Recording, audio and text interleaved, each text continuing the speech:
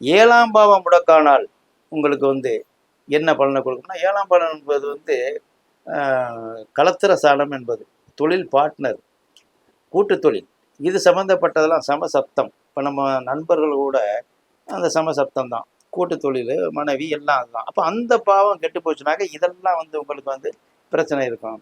கருத்து ஒற்றுமை இருக்கக்கூடிய மனைவி இல்லாமல் கருத்து வேற்றுமை உள்ள மனைவியாக வரும்.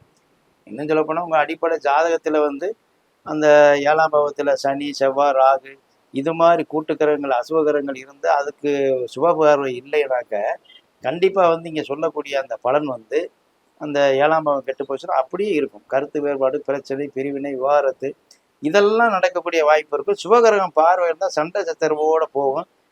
இதெல்லாம் வந்து அந்த கூட்டு தொழில், பார்ட்னரு எல்லாத்துக்கும் பொருந்தும். இப்போ ஃப்ரெண்ட்ஷிப்பாக இருக்கிறோம், நல்ல நண்பராக இருக்கிறாரு, இதே மாதிரி தான்.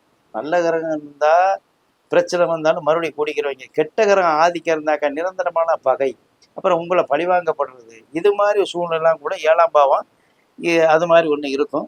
அதே மாதிரி வந்து உங்களுக்கு வந்து நவாம்சத்தில் வந்து இந்த 7ஆம் அதிபதி இருந்தால் அது சுத்தமாக பாருங்கள், திருமண சம்பந்தமான பிரச்சனைகளை வந்து காலதாமதப்படுத்தி அப்படியே நடந்து முடிஞ்சாலும் அதுதான் அங்கே விவாகரத்து பிரச்சனை வரும். அப்போ உங்களுக்கு வந்து இந்த 7ஆம் பாவங்கிற முடக்காக போச்சுனாக்க இந்த மாதிரி தொல்லைகள்லாம் பிரச்சனை சந்திக்கிற மாதிரி ஒரு வாய்ப்பு வரும் அப்படிங்கிறது ஒரு நிலை.